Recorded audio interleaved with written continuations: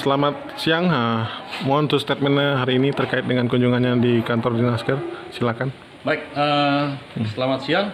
Hari ini kita sudah mengunjungi kantor Dinas Tenaga Kerja Kabupaten Bengkayang yang ketiga kalinya.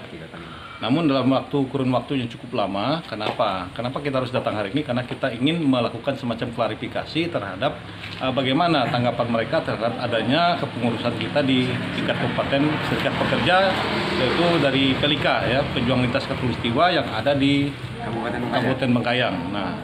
Namun dalam hal ini kami sangat merasa tidak nyaman dan kecewa sekali terhadap pelayanan yang dilakukan oleh dari pihak Dinas Tenaga Kerja.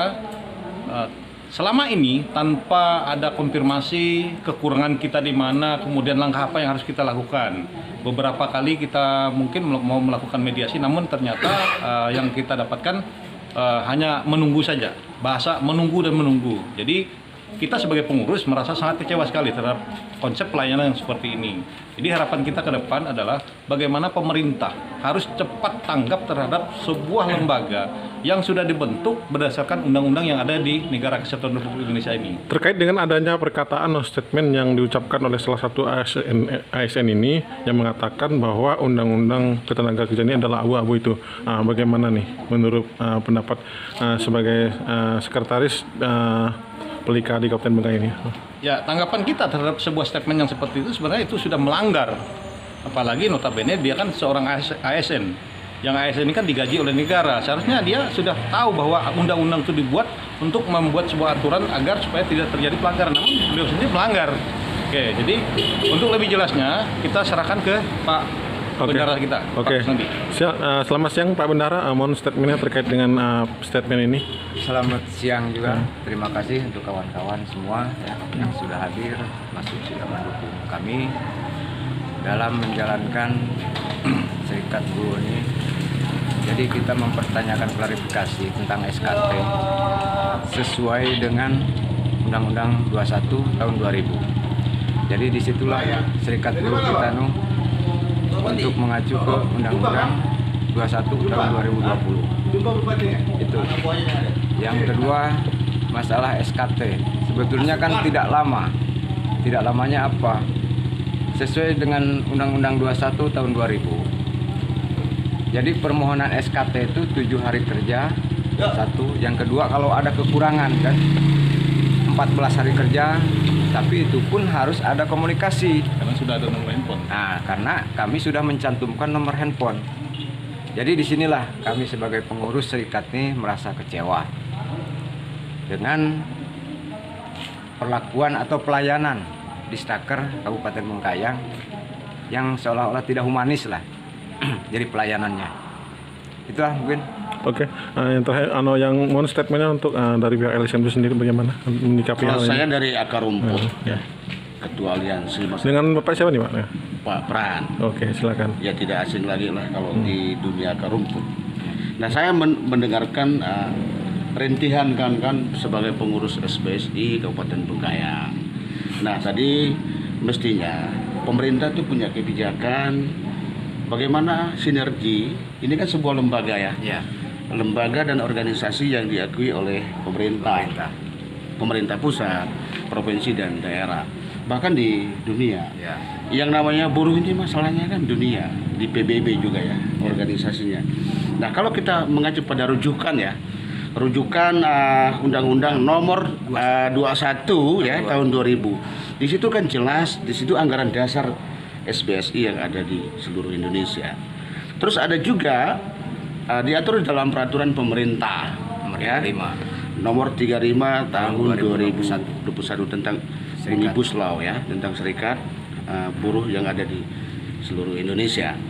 Nah, mereka ini mau melapor ya, karena ini kan melapor nih. Iya, melapor Supaya tercatat. Organisasi yang dibentuk ini lembaga negara, katakanlah sebuah lembaga negara yang diakui juga oleh pemerintah ya.